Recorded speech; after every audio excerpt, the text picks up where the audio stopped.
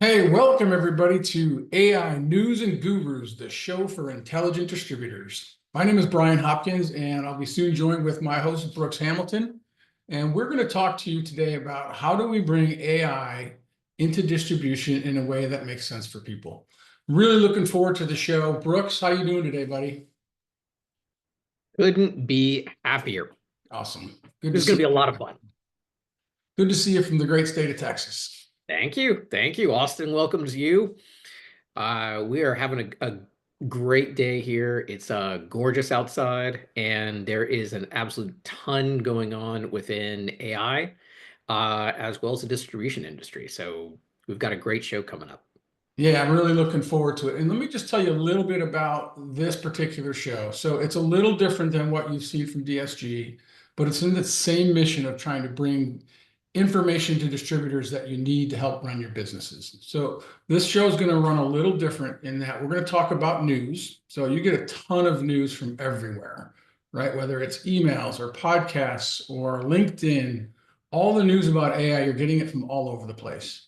And what Brooks and I are going to try to do is take what we think are some important things to talk about and have a brief discussion about what that looks like.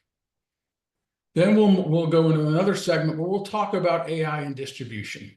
And it's not going to be all technical, right? It'll be things that are important for distribution as you understand and make this AI journey. We'll have a lot of different angles and things to talk about.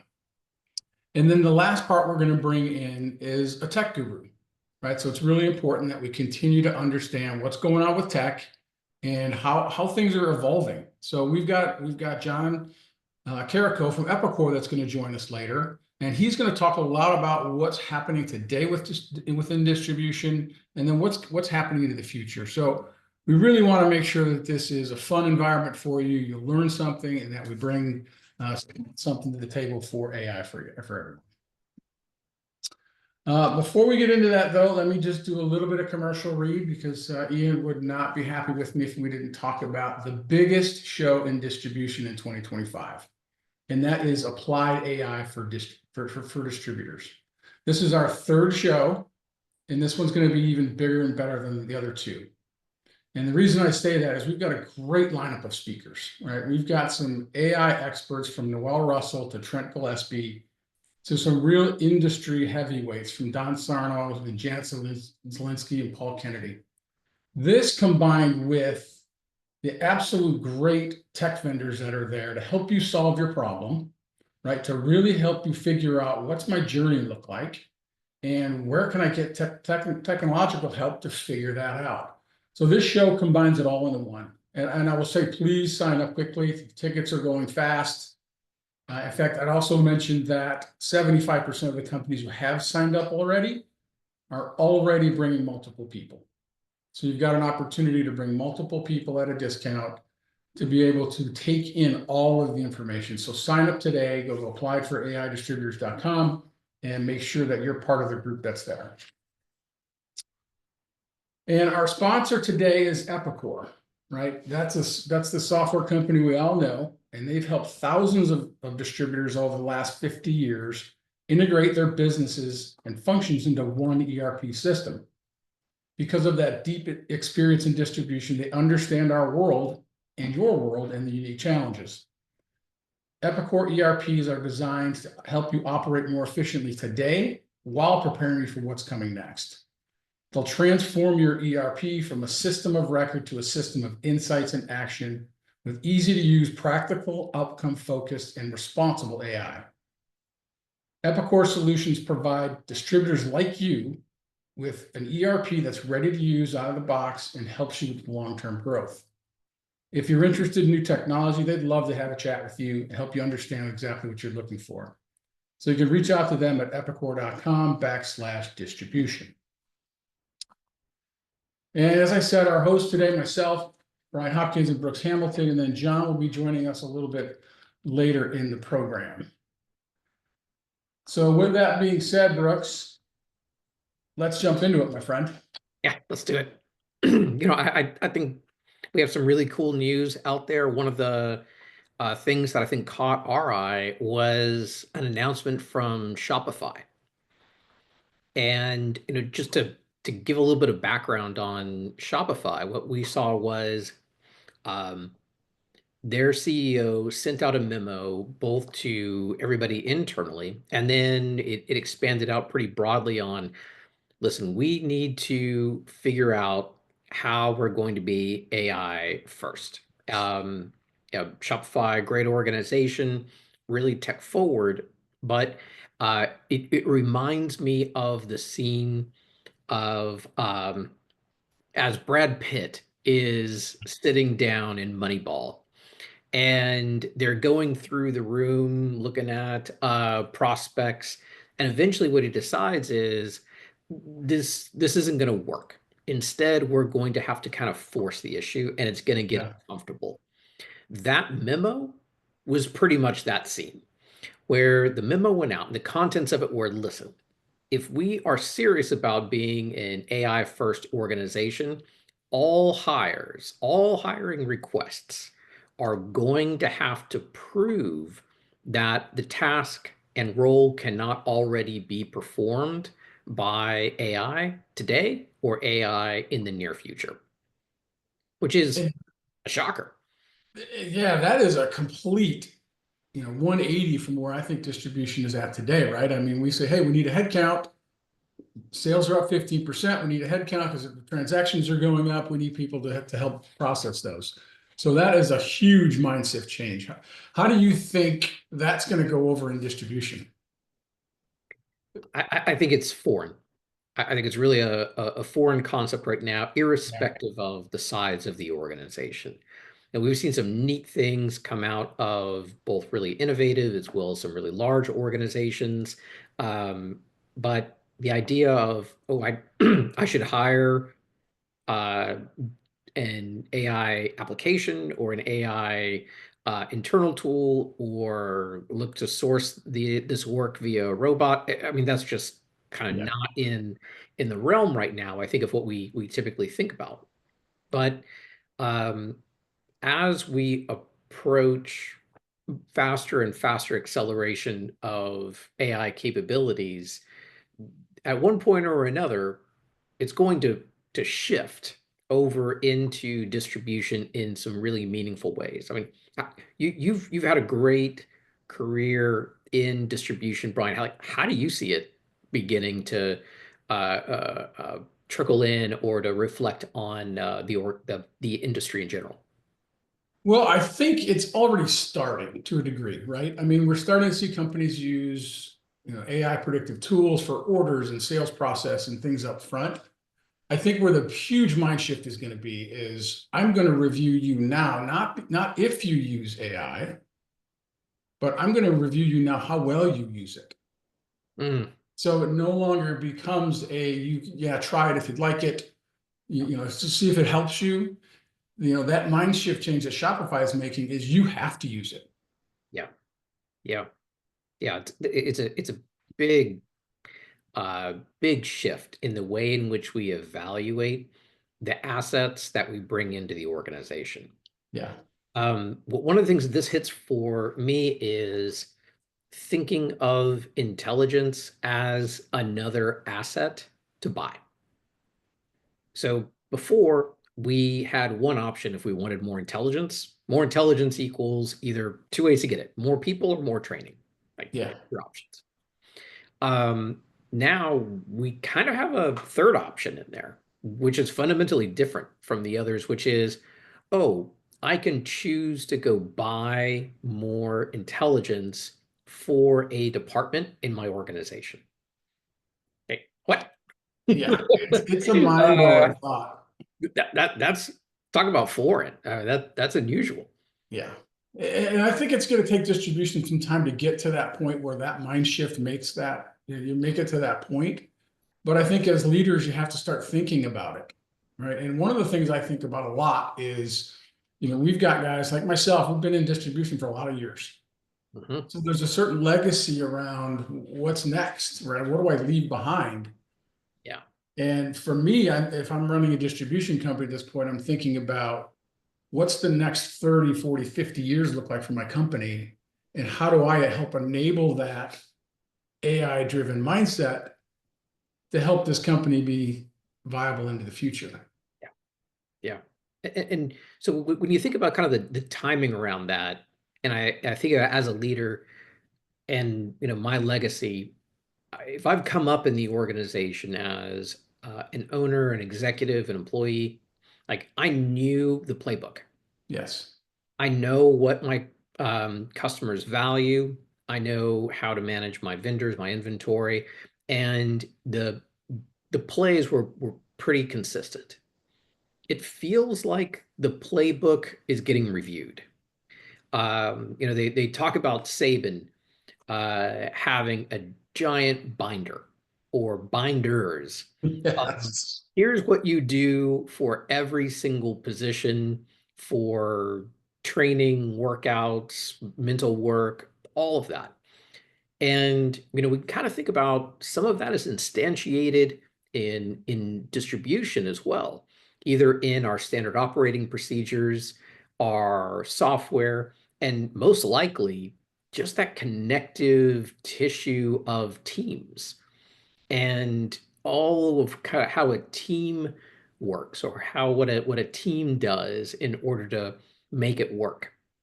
There's an example from NASA about the space shuttle, and they were sending up the space shuttle, and they needed it to do a bit of a reverse burn in order to put it into a proper orbit.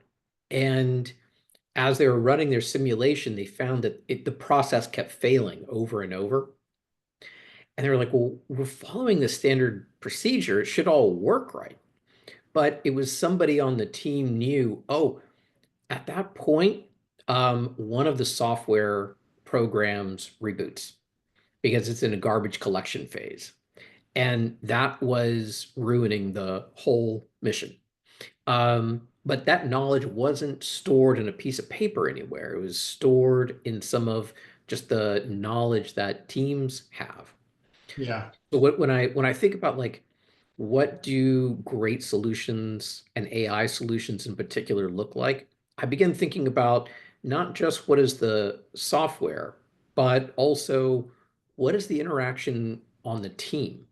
How are we going to have to start thinking about teams a little bit differently and the work involved with those teams? There was an article you pointed out a little while ago about um, some work done at Procter and Gamble, right? Yeah, so it was really interesting. They took four different scenarios, right? Individuals working by themselves, working within teams, and then they said, all right, let's put together somebody working with AI by themselves and somebody working with AI in teams. So they put So, that together. so this was a study done Yeah, by Wharton. It's something like around 600 or 750 professionals randomly assigned. right. Yeah, good setup. Good setup. You're good at that. But what was interesting to me is that what the output was, right? Because the teams themselves were 9.2 percentage points, not 9.2%, 9.2 percentage points more productive than their counterparts. And they were almost 17% faster. So all of a sudden you've gotten the nirvana of work, right? More productive and they're faster and they're better at it because they're using these AI tools. And, and you said something earlier about this was all in people's heads and the guy who's been here 30 years knows everything. Now we've got the ability to take all of the things that those people know using various AI tools and put it in a way that the person who started last week can access and learn from that in ways we've never been able to do it before. Yeah. Yeah. So it's just an amazing way to think about it. Yeah. I think that was a fascinating study as well as the implications. Yeah. They randomly assigned, they said, all right, who gets AI stuff versus who doesn't? The output they found of one person was the equivalent of two people on a team without those same tools. That's a giant difference. It's a huge difference. So It- I'd say to kind of wrap this topic and talk about the next one is this really to me means this isn't about a feature or a product or some little add-on that you're going to put into your system somewhere. This is really about how do you change your whole organization to be AI first, AI driven. so that you are setting itself up for the next 40, 50 years and not being one of the laggards in the industry. Yeah. That's awesome.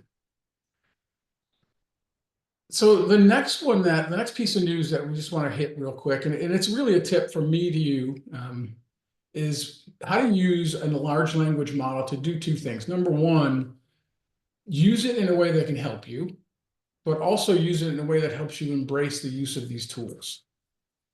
So the example that I like to use is Perplexity. And then if you haven't used it yet, please get yourself an account. I sent you one today, Brooks, a pricing one that I think you liked.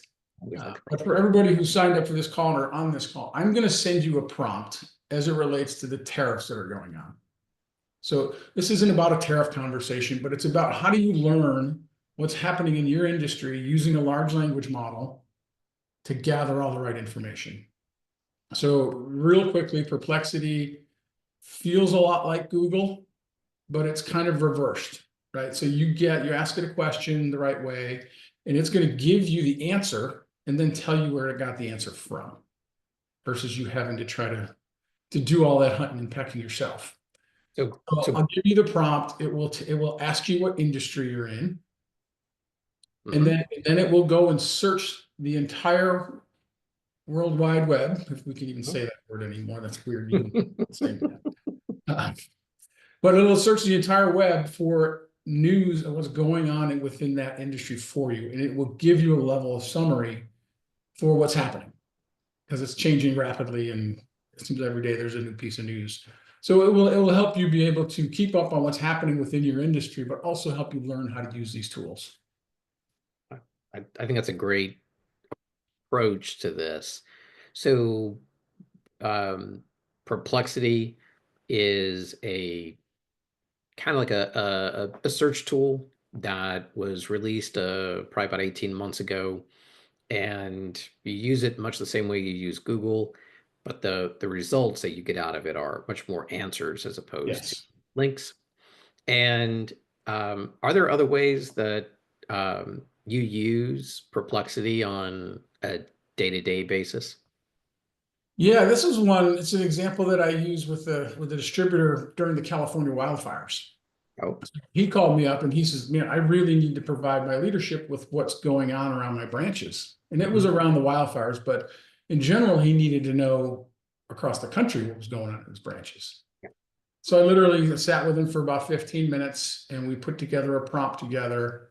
And now he uses it every day to go in and uses that prompt, and it gives him an up to date information about any kind of weather event, any kind of unrest or anything that's happening near one of his locations. So he doesn't have to pull a meeting together with his managers. He doesn't have to go call 14 people to figure it out. He can get a quick snapshot, provide that to leadership. So these tools are built in a way that can help you with what's going on in your business and help you solve problems versus just, the new craze about creating a pictures of different people wearing your favorite sports teams or whatever ChatGPT can do now with pictures. The tools are much more powerful than the ways some people are using them though. Yeah. I think about the prior comment you made about how how I should go about thinking as I'm a leader in distribution in my company about incorporating AI. And chances are I've not had to mess with AI and maybe not even with much technology, and I can still be highly successful. But as we look out across the technology landscape, we feel like this is a big deal. This is Yeah. a out of context event. This is like it's really coming out of left field. And so I need to begin to become more familiar with this technology. But um, how might I do that as a leader when I don't know how to format a prompt, or I don't spend my time reading about AI news. I spend my time reading about things that are very relevant to the typical operating of my company. How do I put a toe in the water there? Yeah, I mean, the prompting is hard, right?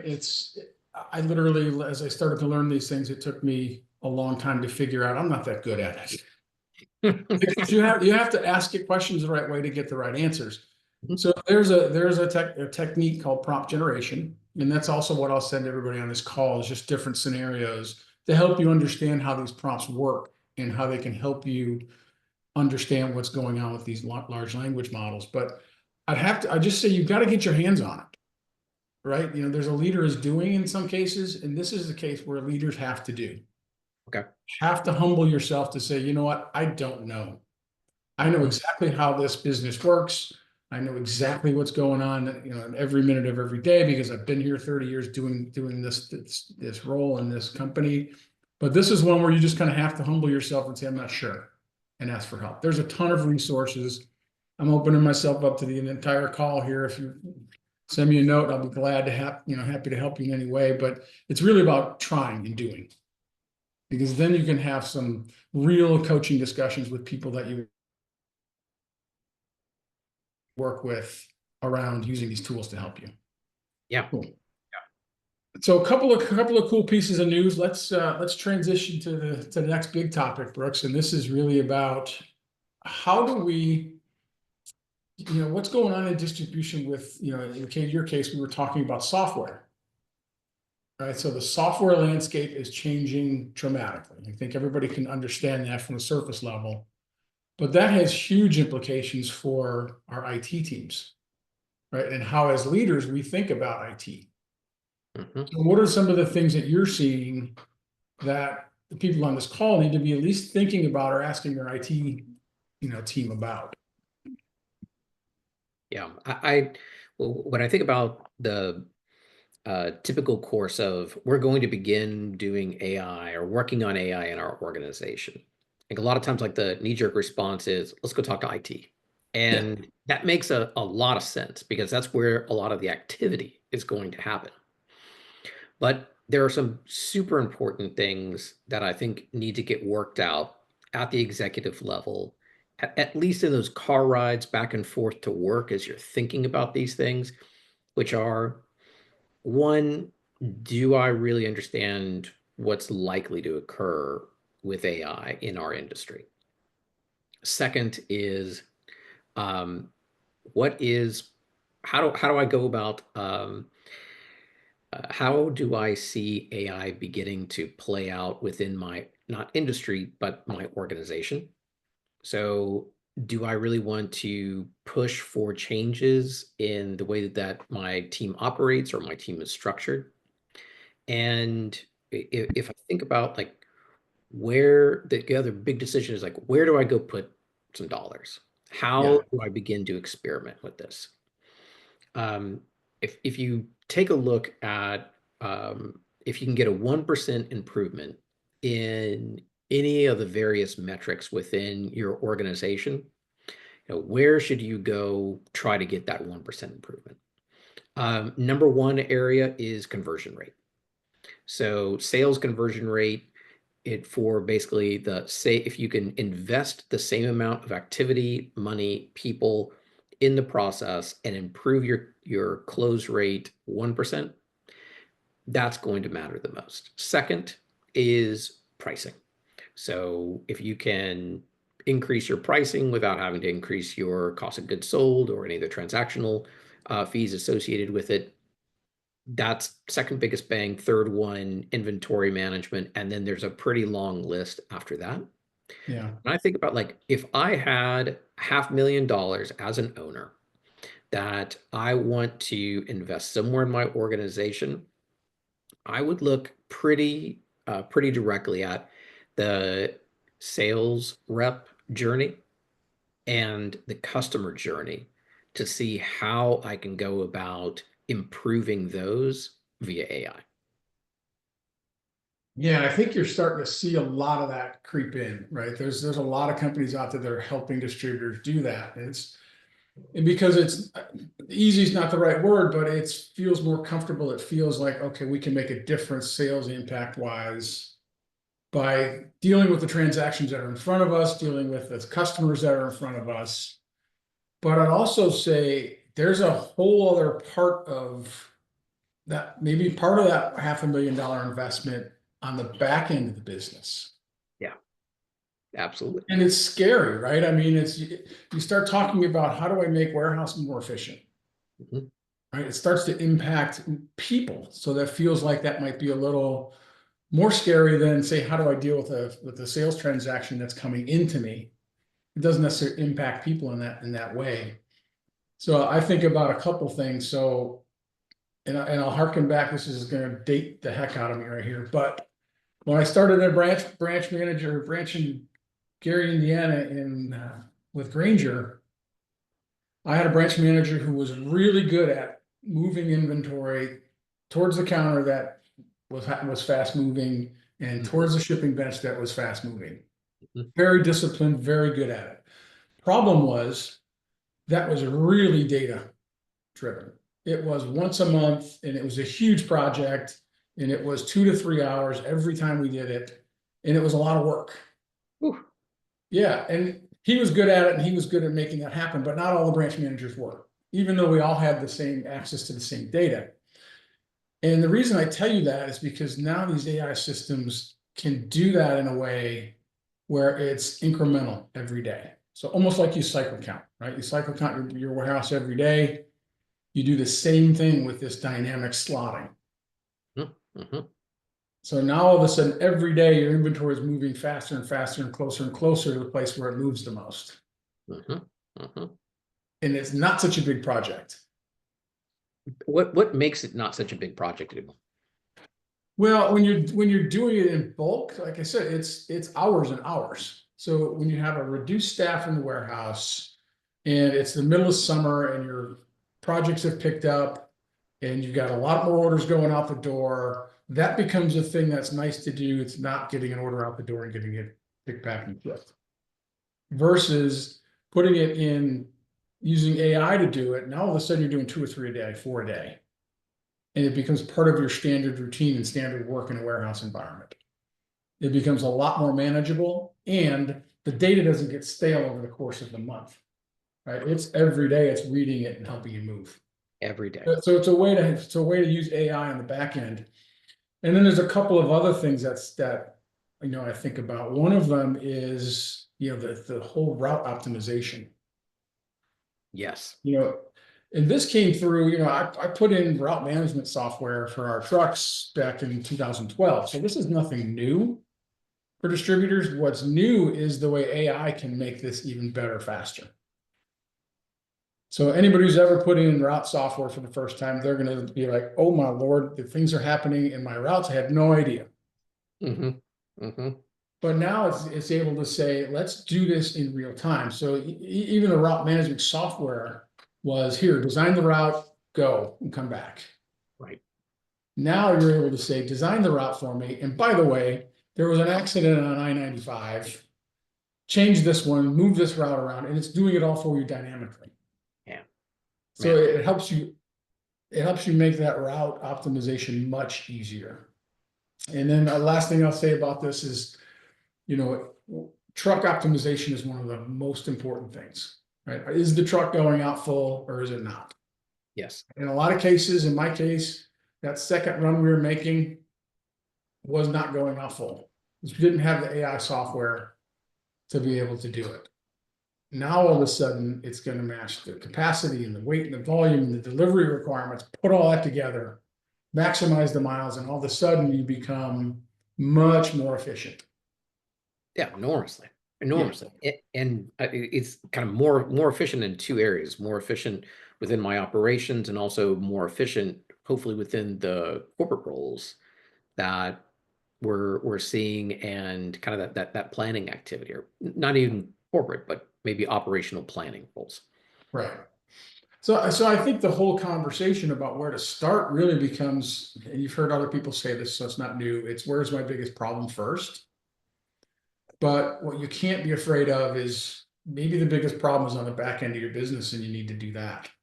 You Mhm. know, there's a company that we work with called Continuum, and they do reverse logistics. Mhm. That back in my day, and that's really another term that's dating me. That was another process that was hard to do and it was arduous and it always came up last, but it cost us a whole bunch of money. And now you've got systems that are able to do that. So you've got to really think about what's the thing that's costing you the most and it's costing you the most productivity and really put some effort into that. The software is out there for pretty much all of it. It's a matter of where do you want to put your dollar and where are you willing to do, where are you willing to put it?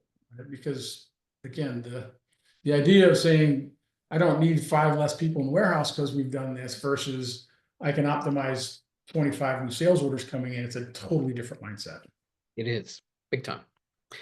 There are, I think part of what we want to bring with to our audience is outside perspective and also um, sorting through the news so you don't need to. One of the things we're observing a lot within the tech industry is the big impact that language models and these frontier models are having on the practice of building software. And that's not surprising. This is something that these major companies like OpenAI and Google and others have explicitly focused on. They want to be great at building software. The two big reasons are one, this is a $340 billion segment of the economy worldwide. And the second is it gives them a competitive advantage. So, as a software producer, if I can produce software faster and more efficiently, great, I get to win. And when I'm in a race condition against others, even better. But what this means is we're getting a preview into what is going to happen within so many of these corporate roles Mhm. today by looking at the software industry. So we know like that is not necessarily a huge component of our business in terms of spend, but there are some things we can learn. And the two I really want to point out and bring into this that we see are one, there are significantly shortened cycle times. So when I think about your example, Brian, of, hey, previously I would only want to run this process once a month. Mhm. And the reason I only want to run it once a month is because it's a pain to go do. It's going to take me hours, and I really need to focus for those hours and remove my other distractions to get this thing done. But now the cycle time is more like an hour or more like a few minutes, as long as I have more or less the right data. So I don't need everything perfect. The that's a big impact. Yeah. It sounds like, oh, that's good for productivity. It is good for productivity. But what this means is how I think about the primary things that I'm measuring my team for quality and for output is different. Because if I'm able to, like, let's just take a simple inside sales example. If I can send out 100 emails, which are personalized, relevant, has the right information. And previously, I could only send out 20 emails a day with that same level of quality. Then, am I so output constrained? Not so much. But what I really want to make sure of is my vision right? Am I working towards the right things? So do I have the right type of personalization in there? Did I have access to the right data to pull up? Mhm. Is this even the right way to reach out to my customers, or should I take a radically different route? That's vision. So previously, we were super focused and are really focused on output. How many tasks can you get done in the day? Well, what happens when we're able to, like in the P&G example, get twice as much done? Okay, so am I going to judge people on quantity, or am I going to judge them on the quality of those decisions that they're making? And I think that is where there's a massive opportunity for changing the way that we approach our business decisions and our business processes within the corporate portions or the operational planning portions of our organizations. So I I think so many of the things you talked about lead there, and that alone means I need to start thinking about where is this going to show up in my organization? Where do I need to go talk to HR to say, are we evaluating people the right way? Um, Yeah. Also, as I look at the outputs coming from my team, I may want to look and have other questions like, hey, tell me about how you arrived at this decision. Tell me about what the check was that you put into place. Like, I'm going to assume you got it done, but let's talk about quality level here. And how do we think about thinking? So just it's a whole new set of questions to get into that I believe that by putting a toe in the water and begin using these tools, it's going to be very revealing. So, Brian, you mentioned earlier about, hey, here's a prompt generator. Yeah. This is basically a way, this is the cheat code. This is the up, up, down, down, right, right, left, left, start, to getting a free pass on using these language models. Yeah. So I would encourage you all to try some things out like, hey, go read about the most recent tariff changes this week. This is my company. You don't have to have any private information in there whatsoever. This is my company. Here's the link to our website. How is this likely to impact our operations? You know, those are the types of questions that I think you should put to a language model to really push it and see what you get back. And then take that to your team to ask, what do you think about this? How do we approach this question? Yeah, it's an amazing way to brainstorm with a team. So you're able to take a lot more data and put that as an input and then just start talking about it. And it's that idea that these AI models aren't perfect and they're not going to be perfect for a while. So the idea is that you have the human and the AI tool together. And those are the most powerful ways you can use that in any business, really. So that's an awesome discussion for that segment, man. That was good.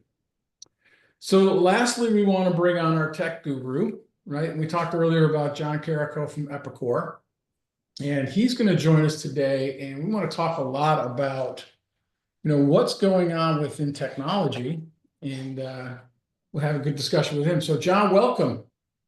Thanks, Brian. How you doing today, sir? Great, really good. Awesome, awesome.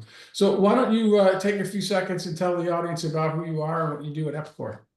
Sure. So I lead our product management teams for our distribution and building supply ERPs, as well as our Grow data platform and our Grow AI tools.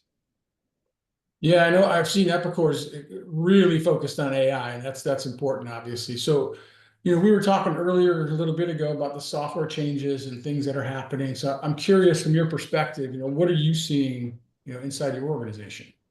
Yeah, so Brooks actually hit on this earlier with mentioning about how organizations are looking or should shift to looking at like buying intelligence for a department, I think is what he said. And that's kind of the shift we're seeing. We're seeing a move from feature functionality, arms race to really outcome platforms. So that as you're looking for buying that intelligence for a department, they're really looking for like, what are we trying to improve or what outcome do we want to get out of that investment versus what features or functionalities do we need? So in the past, an ERP may have differentiated itself by adding a module and features. We have a better CRM, or we can, our inventory model supports 12 levels of unit of measure.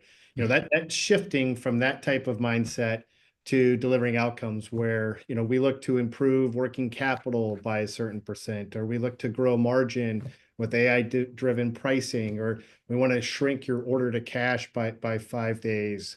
Buyers are less interested in what the software does and more interested in what it can deliver. So now we're focused on becoming a growth and efficiency partner not just a software provider. And so, and you both mentioned it, AI is, reshaping how we can deliver that value in the ERP. It's not just a bolt on, it's something that can, really shape and deliver the very foundation of the ERP system in a different way.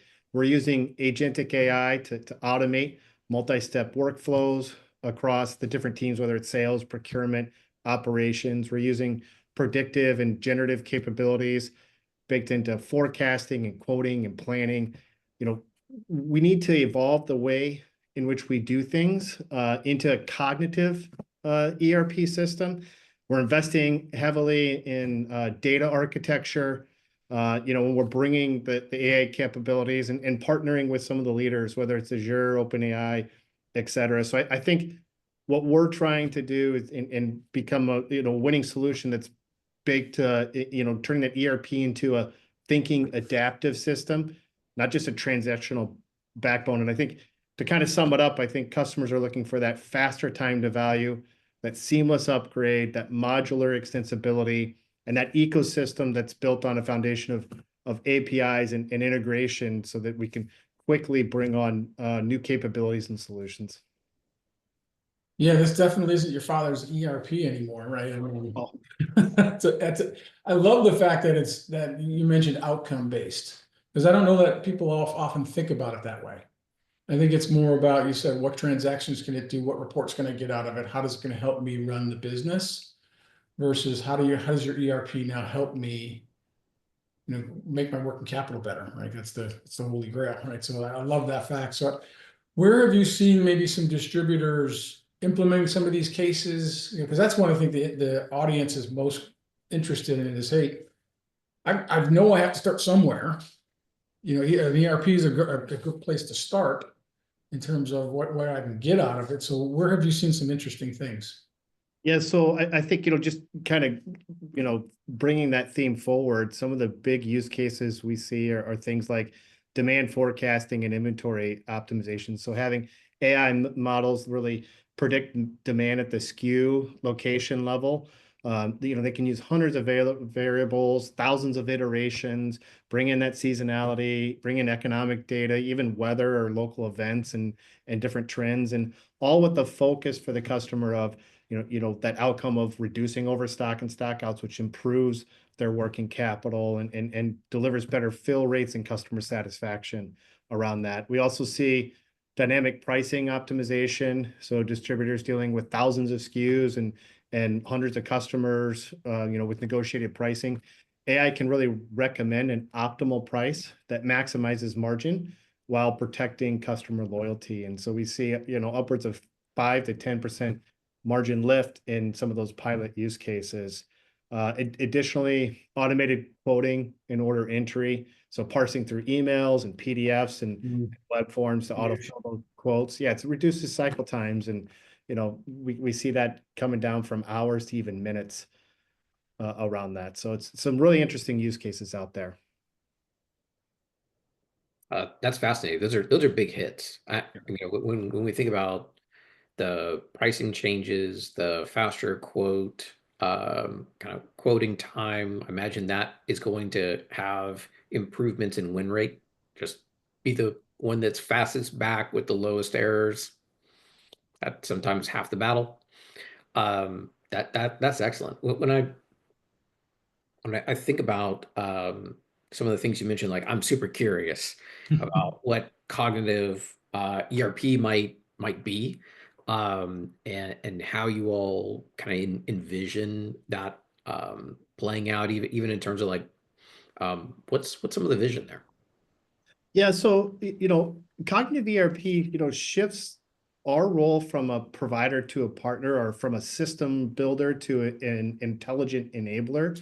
So we see customers and distributors, they're not just buying tech, they're thinking of a partner who helps them compete, adapt, and really win in a chaotic market. So cognitive ERP isn't just about data or workflows. It's about the awareness, the reasoning, the learning, and the action, so that the ERP can understand patterns across different functions, whether it's sales, operations, finance, inventory, It can recommend actions. Sometimes it can take those actions autonomously. It can interact conversationally with users, which is a huge difference.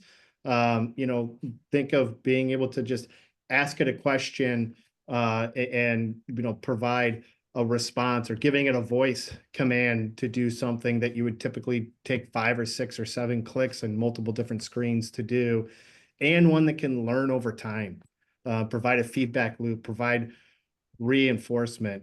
So essentially, it's something that thinks with you, not just for you. So it's a complete different change in the way we do things and the way we think about an ERP.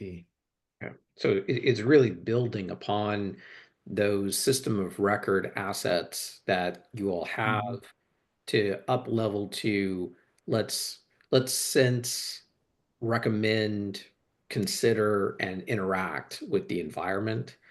And that's really a big change in the type of system that is available there. It's not just a I shouldn't say just. There's a decades worth of work that have gone into building out a very robust system of record set of applications. And now it's, how am I going to work with those things back and forth within my processes?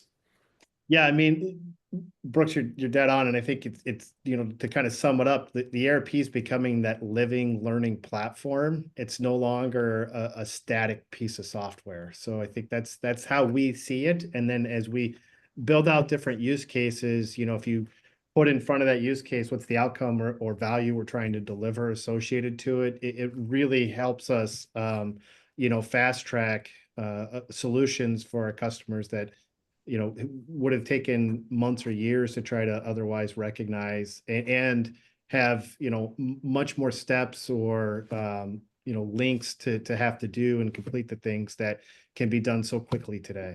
What do you think enables that?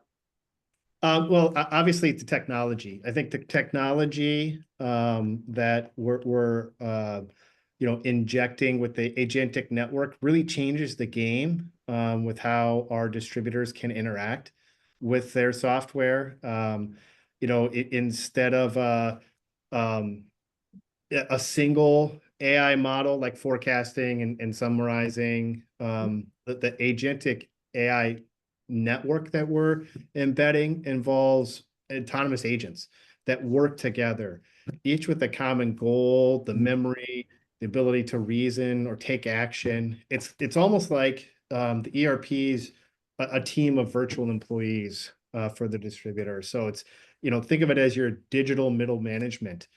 You know, comes your analyst, your coordinator, your decision accelerator. So it's not replacing your frontline teams. It's really multiplying their capacity. So it allows them to do significantly more, much more quickly than they have in the past.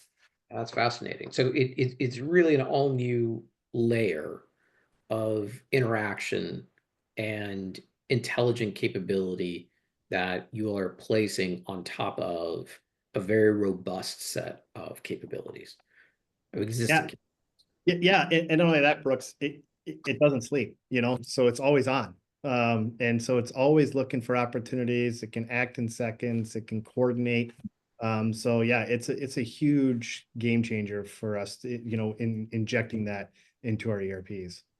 We've seen some a couple of cases, and let me be clear, like this is on the edge of organizations that have decided to change their structure in order to reflect those new capabilities. I think it's Klarna. I believe it is the case, or it might have been another company as well that decided to combine their IT and HR organizations. And people ask, like, why in the world would you do that? That sounds crazy. And their answer was, well, we now have so much interaction going on in between our agents in teams that we needed to think about our technology investments and our team structure at the same time. And change some of our, how we hire, how we train in order to maximize the benefit that they were getting out of these really robust capabilities. It's an Yeah. entirely different way to think about structuring a distribution business. It's mind blowing what's capable, what's possible all of a sudden. And in the companies that adapt this mindset and what you're talking about, John, 5 years from now, and Jonathan's going to be doing a whole presentation at the conference about what does AI in 2030 look like. If you're not adopting this now, the things you're talking about, John, are going to be put, directly to the bottom line. This team works every day, all day, 24/7. If you're not doing that, you don't have that as a competitor. 5 years from now, you're not going to be in a good position. Yeah, I mean, I would consider AI to be really table stakes today, and that it is a competitive advantage to jump in now, so that in 5 or 10 years from now, you are the leading edge, and you're the ones who have made it through this revolution, and are still operating. Because I think the ones who are late to adopt are going to miss out, and they'll miss out on some extremely competitive capabilities that will probably differentiate and allow companies to thrive much more meaningful and be able to deliver on the bottom line than those who don't. Yeah. Yeah, I think about like the position, and you're saying like being on the leading edge. Some companies will definitely be on the leading edge. I think also like there's a little bit of like need to shoot the gap. And the gap is the technology revolution that's coming about with AI. So, I want to get through that gap as, with those other companies that are similarly forward looking. And so as I'm making these investments, there are technology investments to make. Those are very important. But, as you're talking about, John, hey, we want to be more of a partner. The role that we can play is different. We're talking about being more outcome based. As either a CIO, owner, or executive, I might also want to think about what the things are that need to change around that to get the most out of my investment. Like there's a example from electrification. When factories were constructed, it was usually around a central pillar that they could run all of the other mechanical systems off of. And so that really impacted how you designed your teams, how you designed the building. And then when electrification came around, it gave you the opportunity of placing equipment in all different areas with different sizes and different teams. So the next set of really forward-looking companies said, hey, we need to go about changing where we put things, how we organize our work, how we organize our teams. And, that's a whole other set of things to consider, and that are going to have to move not at technology speed, but at human speed. So that the sooner I begin making some of these early investments, like one, there's the advantage of just the investment. And then two, there's the ROI that comes from equipping my organization with the right thinking that's necessary. So it's not just technology investments, it is technology investments and the other pieces that can really power me through that gap and likely ahead of my less forward-looking competitors.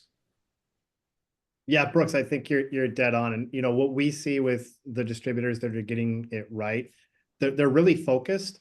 They start with a problem like, hey, I want to increase fill rates, or I want to go after margin erosion, or I want to identify how my sales team can get greater efficiencies. And then they quantify that, like you talked about. We want to, what does a 1% increase or reduction mean in my working capital? What's the revenue upside of a better cross sell? You know, they really quantify what that opportunity is, and then they design the solution, you know, into that process. So it's not a bolt on; it's embedded into the workflow. It's embedded into the process itself, and they train and involve their users, which is, you know, getting that buy-in and really important in making sure that that team is at the table, and then they iterate fast on it. It doesn't always come out of the gate perfect, so you have to often iterate and tune the model and the workflow, and that's where having that buy-in is really important, because if it makes mistakes or doesn't deliver and you need to iterate on it, you have that team buy-in. You know, so I think, Brooks, what you mentioned is like where we see the common mistakes, and that's that change management. AI doesn't replace the people; it typically augments them. So you can't skip that training. You can't skip that role clarity. And oftentimes you have to have some sort of incentives. Incentives help drive adoption. And then you also mentioned that investment in, you know, that data foundation. You can't just run AI on, you know, incomplete, dirty, or scattered data. You have to have a good data foundation to deliver it on. So I think some of those key things are making sure that you have, you know, the right opportunity, the right problem, the right value that you're trying to create, and then don't neglect change management and make sure you have good data to work from it. You know, John, your organization's clearly really given a lot of thought to this. Are there some things that you could share with us that are about what did you all see and need to go through yourselves as you were exploring these tools for your own use, about your processes or teams or organizations? And obviously, no need to um, open the kimono too much on this one, so much as or are there some things that you'd impart to others who are going down this journey that you all have been through directly? Yeah, so we talked a lot about that with our conversation. You know, we know AI is becoming table stakes, that we have to um, really invest, and you know, you can start small and still see 10x value with it. You don't need you know, significant, huge investments to really start with AI.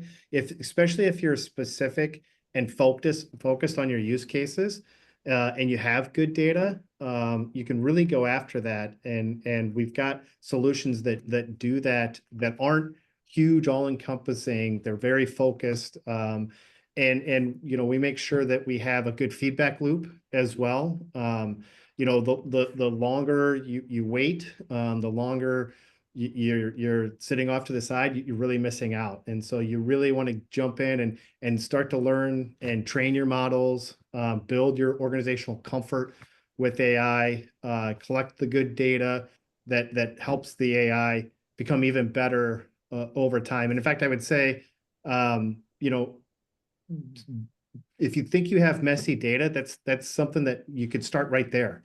Don't wait until the data is clean. Use AI to help you clean and structure that data. Don't Great. wait till you have an enterprise data strategy. Start with one high impact use case, and learn from that. Don't you know, if you don't trust AI because it's messy or whatever, well, then design a human in the loop of that workflow, so you have that feedback from someone in the organization who feels confident and has that you know, sway in the organization to say, hey, this is good data, or this is good results that we're seeing. Or you don't want to disrupt operations.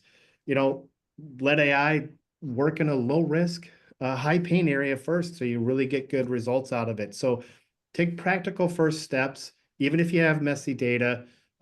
Try to, you know, deploy something and run it in a way that it can deliver results, and you can get, you know, buy-in and something that helps you know, leverage it as you build more larger use cases. So I would say, Awesome. you know, if you think about data, perfect data is not a prerequisite. It's a byproduct of what you're doing. And so companies that embrace adoption of AI are going to leapfrog their competition.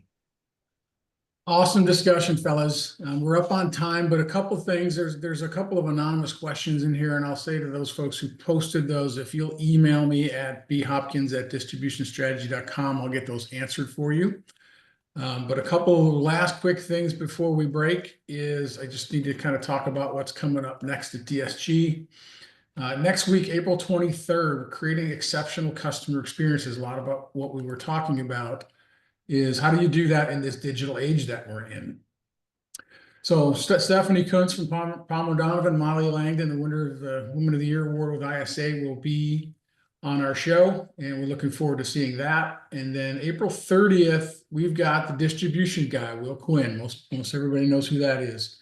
He's going to be on our show, and he's going to be talking about the 4-article series he posted about how to get the most from your tech stack. So it's a good conversation, good discussion.